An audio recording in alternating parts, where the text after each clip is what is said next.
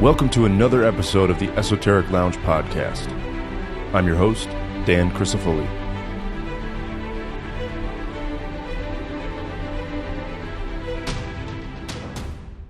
Today we're going to be talking about the devolution of language and speech.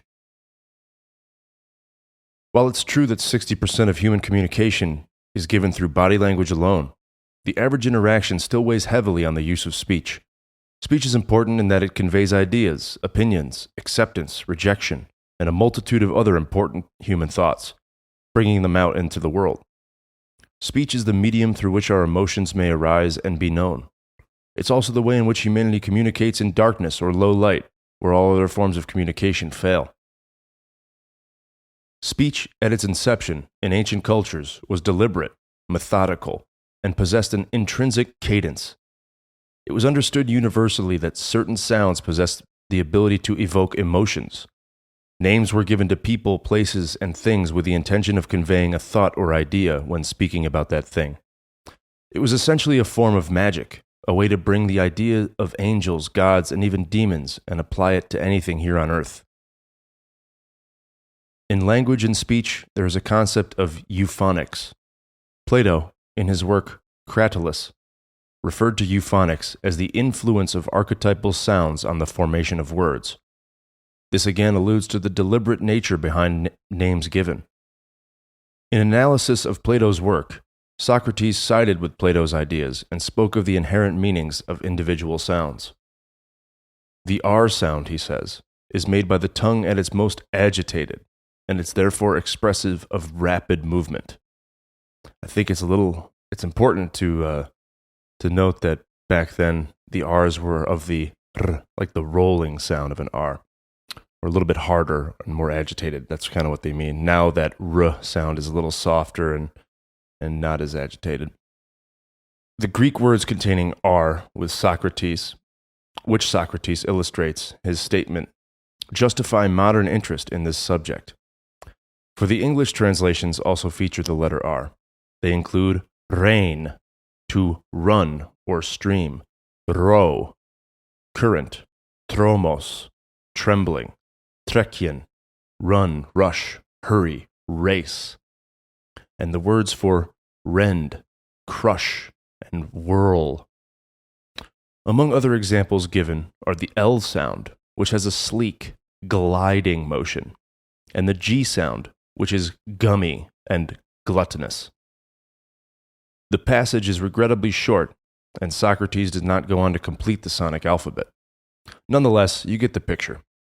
As all examples given with words both in Greek and their English definitions, including the same letters, do stand to convey a like idea with their sound and letter choices. When studying the trivium, you will encounter a section on euphonics, which I thought was fascinating. I wanted to give a couple other examples on how the sound produced by a letter can really enforce the word, and furthermore the meaning which it's a part of. X, for example, has the form of two sticks, one crossing the other, depicting a paradox, a meeting of the opposites, as in sex, for example. Its sound suggests an eccentricity, a box of tricks, by which one is perplexed, vexed, hexed, jinxed, foxed, mixed up, and put in a fix. There is also a teasing quality to the X. Q, in its appearance, is quirky and seems to extend to its meaning. Q usually sounds in the last part of words and adds a whimsical air, such as picturesque, baroque, exquisite, antique. It provides the initial sound for words such as quaint, quirky, queasy, quaking, quivering. It's a bit of a fraud in quack doctors, checkered careers, and things which are quasi or not quite what they seem. It's quizzical, questioning, and, well, you get the point. Each and every letter in the alphabet has its own set of characteristics and properties which give our language more meaning than we would initially think. But it shows itself when we feel the feelings associated with hearing specific words, not just their baseline meaning, but qualities which cannot be seen. Euphonics, are integral in the study of the trivium, or the major three external studies included in the Great Seven liberal arts. Contained within the trivium are grammar, rhetoric, and logic. An understanding of grammar allows the initiate to further understand and apply rhetoric. Once grammar and rhetoric are understood and can be applied, one arrives at logic. Logic is a very involved study that includes all facets of decision-making and language as a whole. It involves the concepts of discernment and much, much more. Logic is the basis for making well-informed worldly decisions, as well as getting ahead in commerce or any institution for that matter. Going back to the idea of euphonics, poets would use many devices in the form of wordplay to paint a picture with words, or to make the reader or listener feel certain emotions. This, by definition, is a form of magic. Poets, with their sonnets and various works, were highly revered artists. A masterful grasp on wordplay is what sets the average poet or writer apart from all others. The simple difference in a word or two can change the way a sentence or paragraph feels entirely. I use the word deliberate a lot when describing the qualities of word and sound throughout history. This is to show the contrast between the illustrious and masterful usage of language shown by poets in antiquity, and juxtapose it with the devolution that is taking place as we move further into the halls of time. It's no question to anyone that language has fundamentally broken down in its application as of late. With the onset of texting and email, word has been truncated, abbreviated, twisted, transformed, and even changed altogether. The message itself has been broken and transformed as well. We wonder why institutions break down and why communication is so emphasized but not duly executed in our modern society. We have a penchant for brevity, with a longing for a deeper meaning. One cannot have both at the same time. Taking a look at language today, the fluidity of communication, its eloquence, is lost completely. Even presidents and politicians communicate with emojis and hashtags. When you take a look into historical books of any kind, you come across a beautiful way in which many cultures spoke. It was cerebral, often using many commas and run-on sentences that the writer deemed necessary. The more descriptive the writing was, the better the message was carried.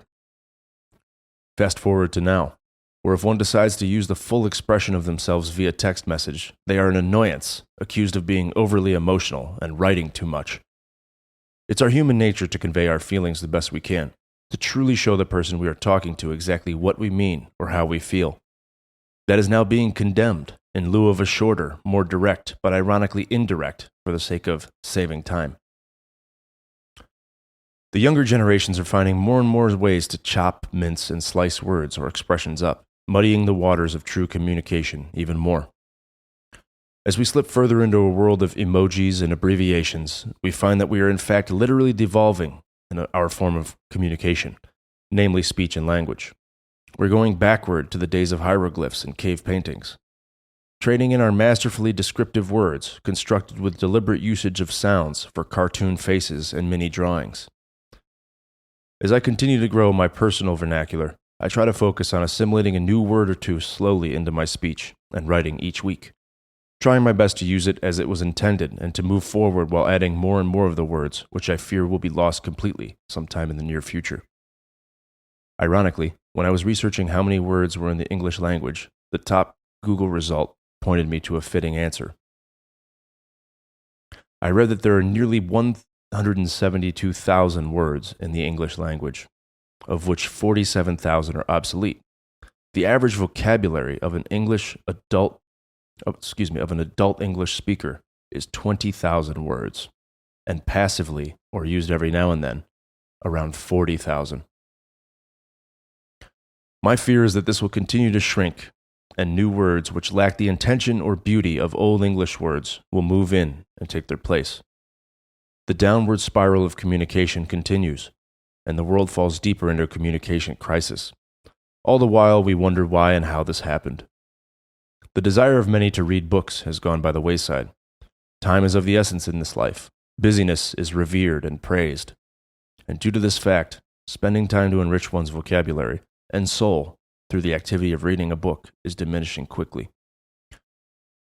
So, my friends, I encourage you to enrich your vocabulary. Bring new words into your mind. communicate with others by way of the beautiful linguistics which we were gifted and never stop learning. Thank you for listening.